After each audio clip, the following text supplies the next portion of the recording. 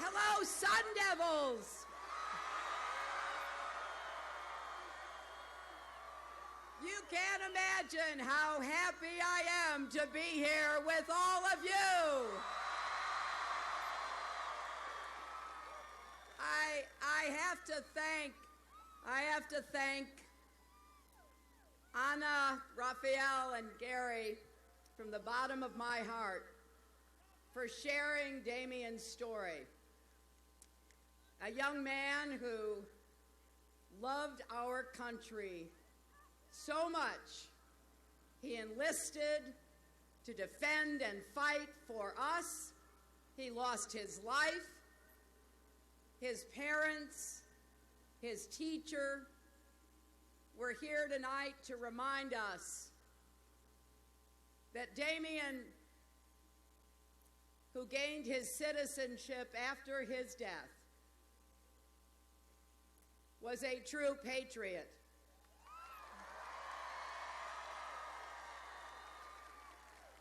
I certainly know that he will be on my mind and in my heart, and I hope on yours as well. Because what makes us great is we are the country that has taken people from everywhere in the world, and we all become Americans, and we love America, and some even fight and die for America.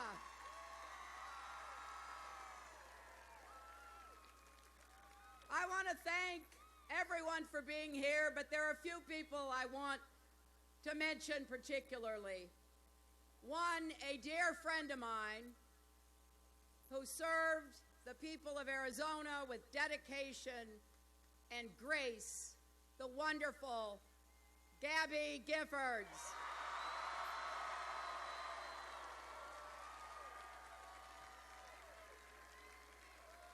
I'll tell you, she has been by my side along with her wonderful husband, Mark Kelly. I am grateful for her strength and her support.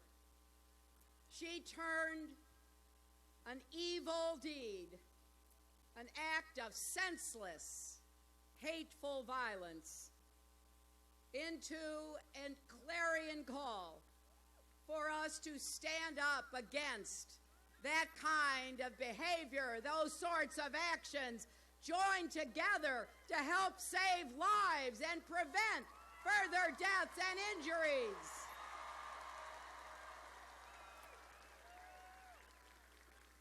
And I am particularly pleased to be here at this great university. There is so much to admire about ASU. The world-class education, the student body that reflects the diversity and talents of our great country. I'm told that the class of 2020 is ASU's most diverse class ever. And listen to this, more than a third of the students here are the first in their families to go to college. You are proof that the American dream is alive and big enough for everyone.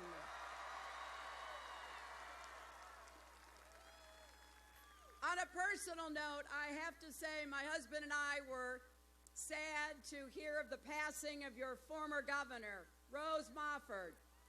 Now, Rose will be remembered for her passion for public service and also for that great beehive hairdo. It was larger than life, just like Rose. And speaking of great Arizona governors, I want to mention someone who's not here tonight, but who's been campaigning for me across the state, your former governor, Janet Napolitano.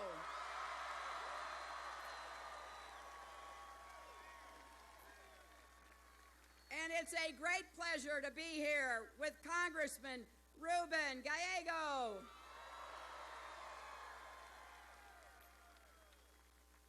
And I will have a little more to say about her later, but it's also exciting to be here with someone who I hope will be your next senator, Congresswoman Ann Kirkpatrick.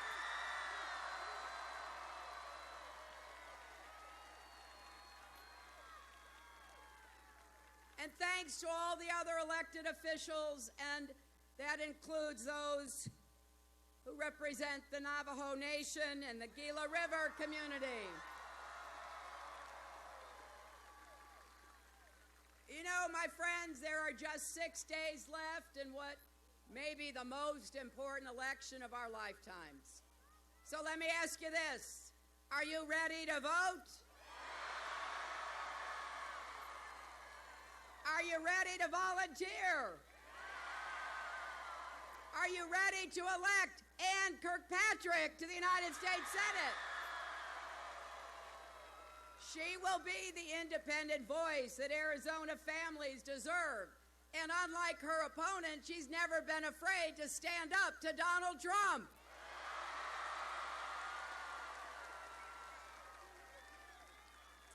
Are you ready to elect Paul Penzone?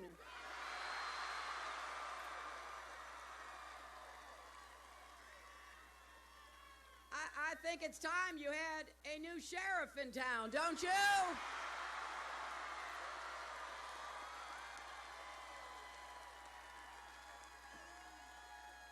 I think you know that Paul will serve and protect all the people of this county, and he will follow the law, not his own ideological agenda. And are you ready? Are you ready to choose our next president and commander-in-chief?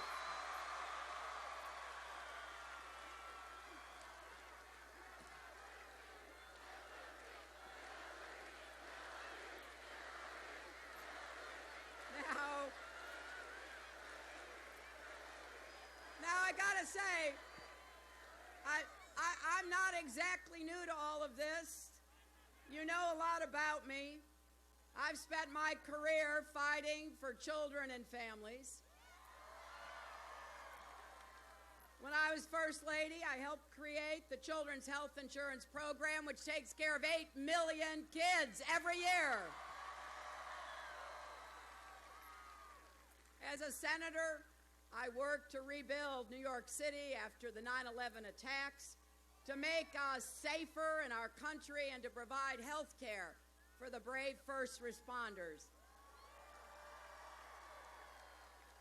And as your Secretary of State, I traveled to 112 countries, negotiated ceasefires, reduced the threat of nuclear weapons, stood up for human rights, women's rights, LGBT rights around the world.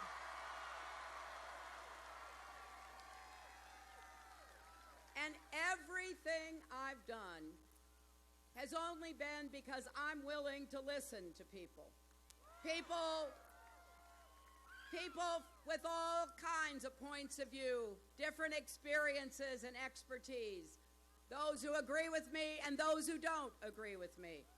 Because I think when you're in public life, you should try to find common ground in order to solve problems together.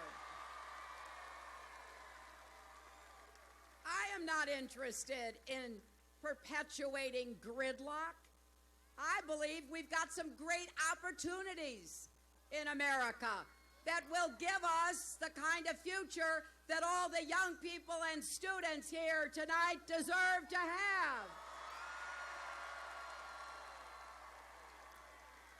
I really believe that's the only way we're going to get things done. That is the way a democracy is supposed to work. And if you elect me next Tuesday, that's exactly the kind of president that I will be.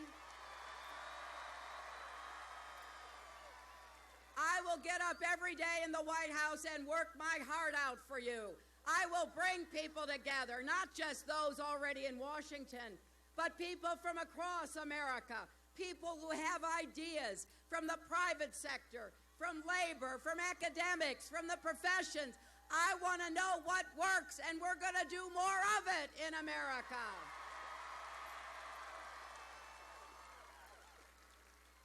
From the first day of this campaign, I've been putting out the ideas that I have about how to help you and your families get ahead and stay ahead. And I truly believe you deserve a candidate you can vote for, not just someone to vote against.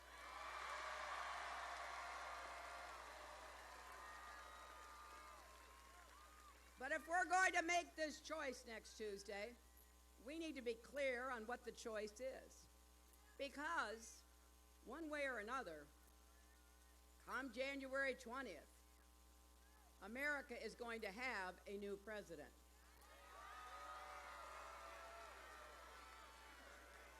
And some people say, well, what they want is change. Well, let me tell you this. Change is certain. We will have change. The question is, what kind of change are we going to have? Are we going to build a confident, optimistic, inclusive America that will make us stronger and fairer and better? Or are we going to hunker down, afraid of each other, afraid of the future, and go backwards instead of forwards? That is the question about change. So here's what I want you to do. I want you to ask your friends, your family, your neighbors to just think for a few minutes. Imagine it is January 20th, 2017. And imagine it is Donald Trump standing in front of the Capitol.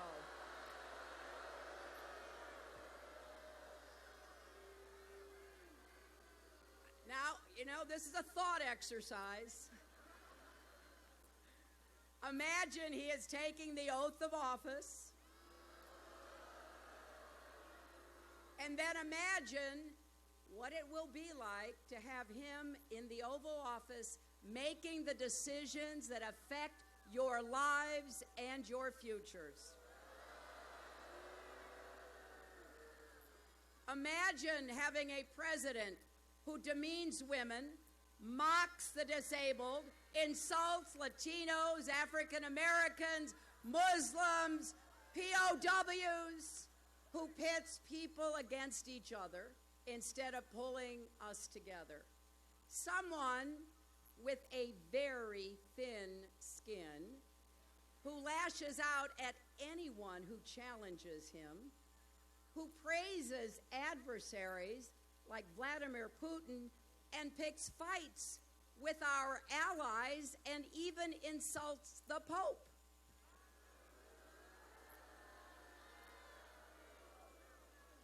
The fact is, we really don't have to imagine what it would be like, because everything he has said and done, both in his career and in this campaign, is a pretty good preview of what's to come. If Donald Trump were to win this election, we would have a commander-in-chief who is completely out of his depth and whose ideas are incredibly dangerous. Someone who wants more countries to have nuclear weapons and who could easily insult a foreign leader, or maybe, heaven forbid, start a real war instead of just a Twitter war.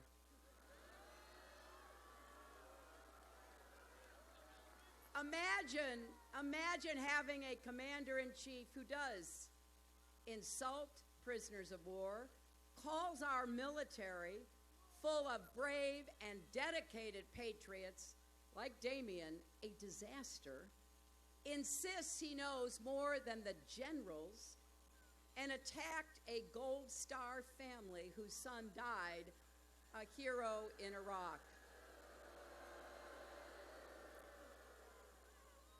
Or for that matter, imagine a president who has promised to have a huge deportation force to round up millions of immigrants and kick them out, knowing that that will tear families apart, but it will also hurt our economy.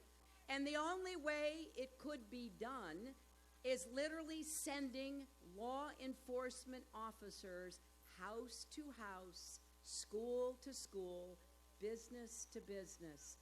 My friends, that does not happen in America, and that will not happen in America.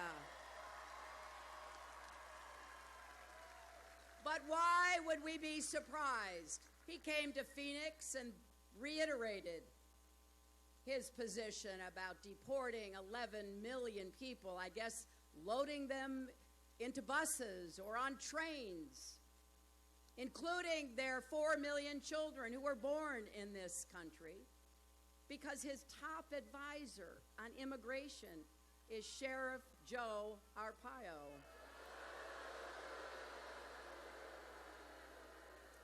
The person who presided over the worst pattern of racial profiling by a law enforcement agency in American history.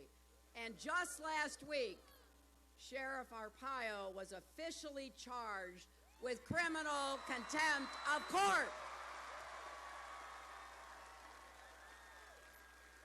Because he refused to stop racially profiling Latinos. Now imagine Donald Trump appointing the sheriff, our next Secretary of Homeland Security, to oversee the massive deportation force. Well, that shouldn't be surprising because he doesn't really see Latinos, even those who've been here 9 or 10 generations, as fully American, does he? He went after a distinguished federal judge born in Indiana, whose parents were born in Mexico. Donald said the judge couldn't be trusted to do his job because he was, quote, a Mexican. But he was as American as Donald Trump, as American as you and me. And that is a great blind spot because Donald Trump doesn't understand that. And then imagine a president who thinks the lives of all black people are crime and poverty and despair. He has no idea about the strength of the black church, the vibrancy of black businesses, the excellence of historically black colleges and universities, the success of black leaders in every field.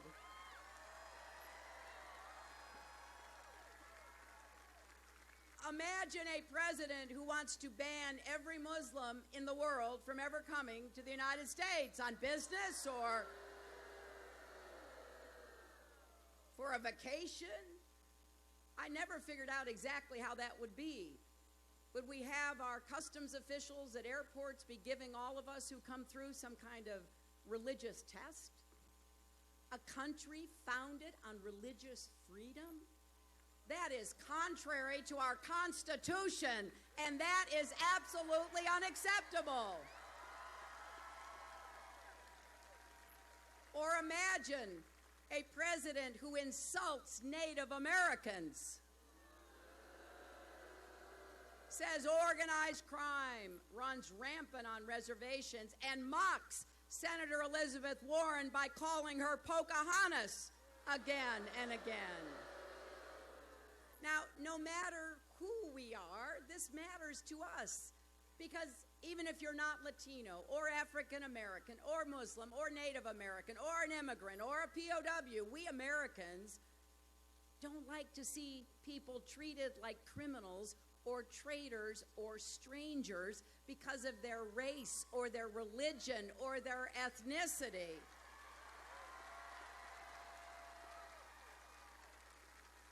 That's not only contrary to who we are, but we're smart enough to figure out that if you have people in authority who are going to be insulting and mistreating some folks, it won't be long before maybe they're going to be mistreating you too. We've had so many examples of that in history. We can look just at the terrible history of the 20th century and see that. So please, remember, we now know who Donald Trump is, but that is not who we are, and that is not who America is.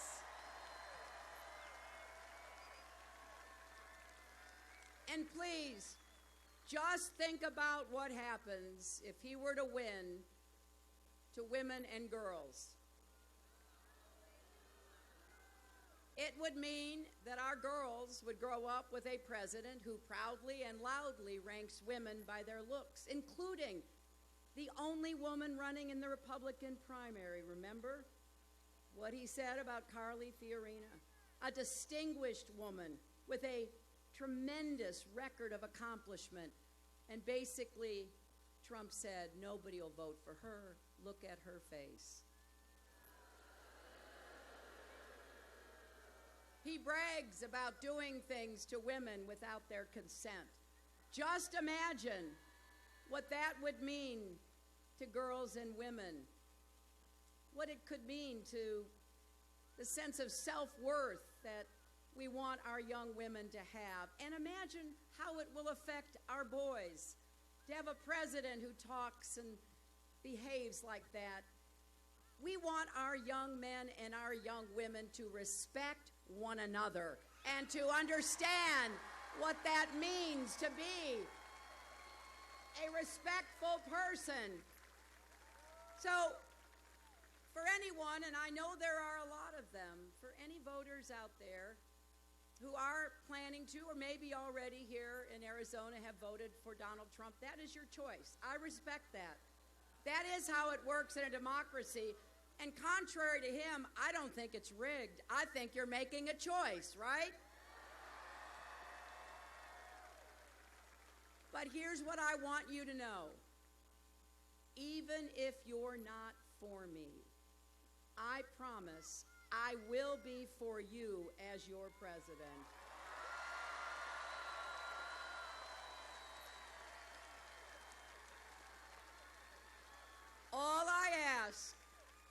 All I ask is that you really think about the kind of person he's shown himself to be and how he treats people he doesn't like, how he's used every trick in the book to get out of paying taxes.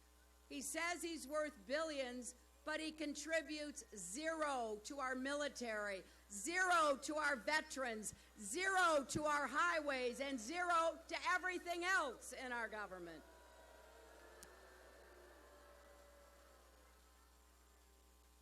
Think about that, because this is who he is, and that won't change if he's elected, because we know that the presidency doesn't change who you are, it reveals who you are. And did any of you see the debates that I had with Donald Trump? Well, I've got to tell you, I mean, I had 3 debates. I stood there on the stage for 4.5 hours with him, proving conclusively I have the stamina to be president and commander-in-chief.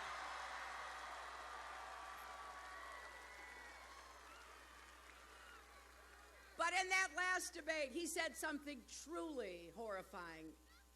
And that was that he wouldn't say he would accept the results of the election. Now, I have been privileged to know former presidents and people who run for presidents, both Republicans and Democrats. And I have to tell you, no major party nominee has ever said that. So stop and think for a minute. This is his final target, our democracy itself. He is questioning our institutions. We have been around for 240 years because we have learned how to work with each other. And boy, it's not always been easy, has it? But we've kept moving forward toward a more perfect union, expanding the circle of opportunity, creating the greatest constitutional democracy in the history of the world, the greatest economy that has served as an engine of growth and opportunity. And he stands on a debate stage and undermines that, refuses to acknowledge how great our country already is. So, that is the choice that will have to be made. He has shown us who he is. Now we have to decide who we are. And right now, across the country, people are doing just that. They are rejecting his dark and divisive vision. We know that America is big-hearted, not small-minded. We want to lift people up, not tear each other down. Because we really do know we are stronger together. That's always made the biggest difference in how we move forward. And here's what I want you to know. If I am fortunate enough to become the next president, if we win this election, it's going to make a real positive difference in your lives.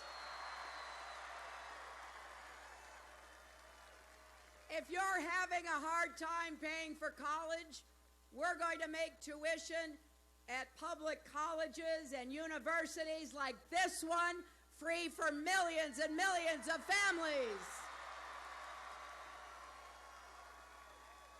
If you're struggling with student debt, we've got a plan to ease that burden, cut your bills, and help you pay it back even sooner.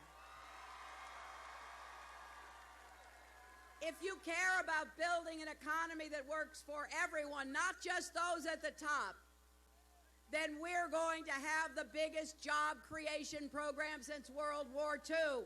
We are going to invest in infrastructure, advanced manufacturing, technology, and innovation. And yes, we are going to combat climate change with clean, renewable energy jobs. And I want to be the best president small business has ever had. We're going to create and help small businesses grow. And in addition to growing our economy, we're going to make it fairer. I believe we should raise the national minimum wage. People who work full-time, and I believe in work. I come from a family that had a hard work ethic. My dad was a small businessman. So I believe you work for what you get in life. But I don't think we should have barriers and obstacles in the way of people who are trying to get ahead. And for people who work full-time to still be in poverty doesn't move them and their children toward the middle class. It keeps them locked down. So Donald Trump doesn't even think we should have a national minimum wage. That's a big difference between him and me. And you know what? Finally, we are going to guarantee equal pay for women's work.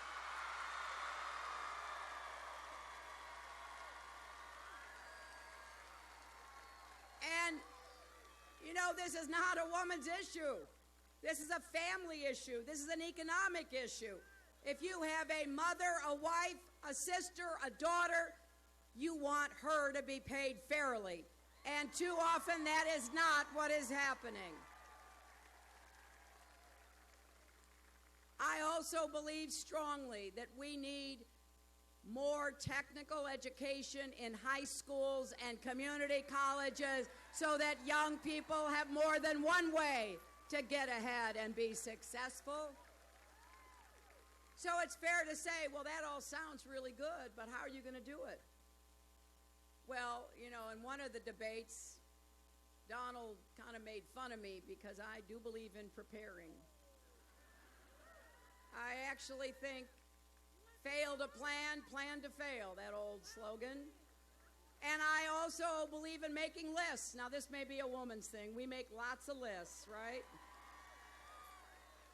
I have this picture in my mind of a big list on the White House lawn. Get the economy working for everybody, not just those at the top. Check.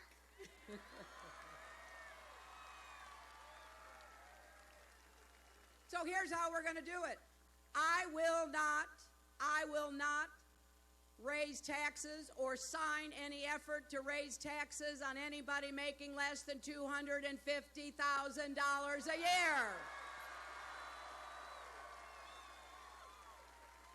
Because you know and I know that the wealthy, the millionaires and the billionaires and the corporations are the ones who've gotten all the gains from this economy. So we're going to make the wealthy pay their fair share. And we're going to make sure Wall Street never threatens Main Street again. And, you know, somebody says, well, you know, how are you going to do that? Well, it will really help if you send Ann Kirkpatrick to the Senate. So we've got some allies to go after the wealthy and their tax breaks and their tax hedges. I mean, we finally found out in the debate that Trump hasn't paid income tax for 20 years because he claims to have lost $1 billion. And then when questioned about it, he said, well, that just showed how smart he was. And, you know, I've been pondering that. I just don't know how smart you have to be to lose $1 billion running casinos, for heaven's sake.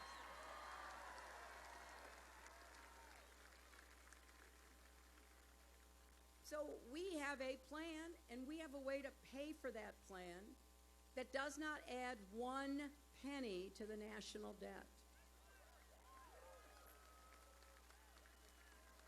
By contrast, the only economic plan that Donald Trump has put forward is to cut trillions of dollars of taxes for millionaires and billionaires and corporations. And, you know, when you haven't paid taxes for 20 years, it almost seems like he wants us to pay him. Because how can he get any more tax benefits than he already has gotten? We need to end the gimmicks that allow somebody to fly around in a private plane and a helicopter and live in a penthouse and not pay a penny of federal taxes. Every one of us pays a lot more than he does. And one of the points that I made in that last debate, which maybe didn't get enough attention, is that one half of undocumented workers in America pay federal income taxes. So, you know, about half the people he wants to deport, they've paid more in federal taxes than Donald Trump has paid.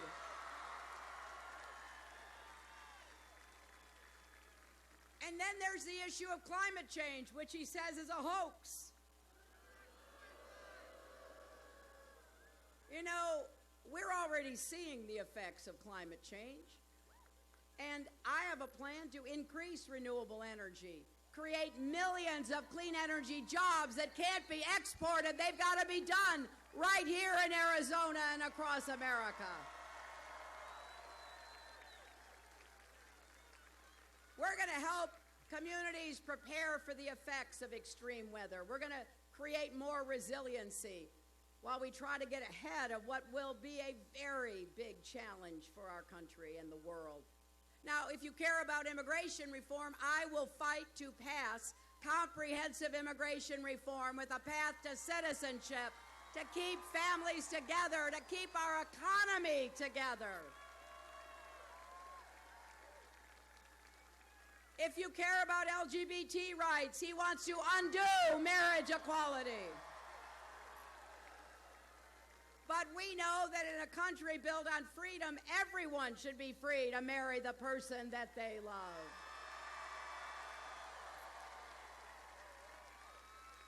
If you care about the 33,000 people who die every year from gun violence, well, join Gabby Giffords. Join people. The majority of Americans and the majority of gun owners know we need to take common sense steps to reduce gun violence and save lives.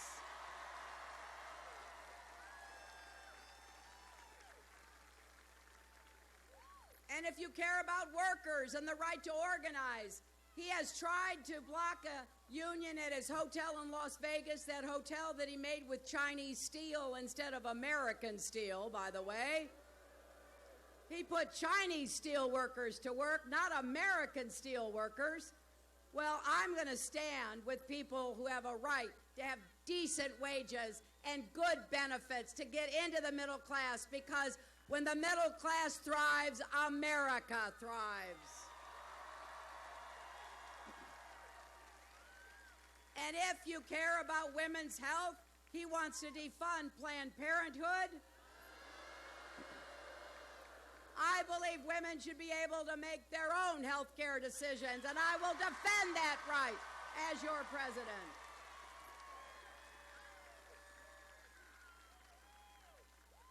On just about every issue that matters to any American, and our lives, and the future of our country, there is such a stark difference. And I just ask you to look at that, to think about it, to really search your heart about what kind of country we are and what kind of country we will be. You see, I don't believe we're at our best when we stoke fear about each other. That doesn't mean we have to agree about everything, of course not. But it does mean that we have to be willing to listen to each other. We have to be willing to come together to solve the problems that we face individually and in society. You see, I don't think I have all the answers. I don't think anybody has all the answers. When Donald Trump at his convention said he alone could fix everything in America, I thought about our founders meeting in Philadelphia. According to the history that I was taught, it wasn't one person. It was a group of people. I thought about every social movement, every economic advance. It wasn't one person. I thought about great universities like this and the faculty and the staff and the students that they draw together. It's not one person. It's everybody working together, contributing your talents, your skills, your ambition, your energy. That is my experience in America. That is what I know works best in America. But I can't work with you and others unless you do what I hope you will, and that is to vote. More than 31 million people have already voted early. That includes more than 700,000 people right here in Arizona. And you know, as the political pundits like to say, this state is in play for the first time in years.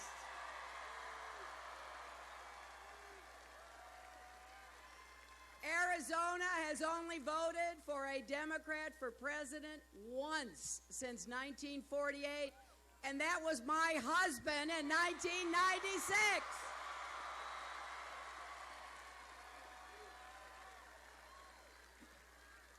One of the many reasons Bill and I love Arizona.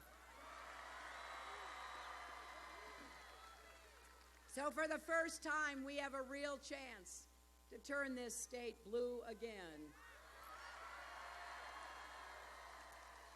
And here's the bottom line. I want to be a president for everyone, Democrats, Republicans, and independents. Americans of every race and faith and background. Because I think we deserve a president who understands that our diversity is one of our strengths. Look at the world in the 21st century.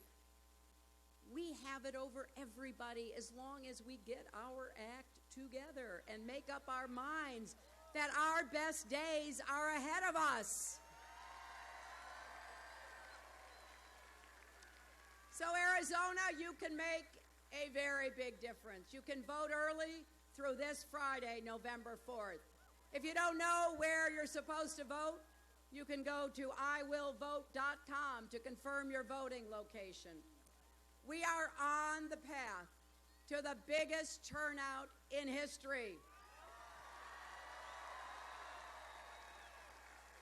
We now have 200 million Americans registered to vote, the biggest number we've ever had. And that includes more than 50 million young people.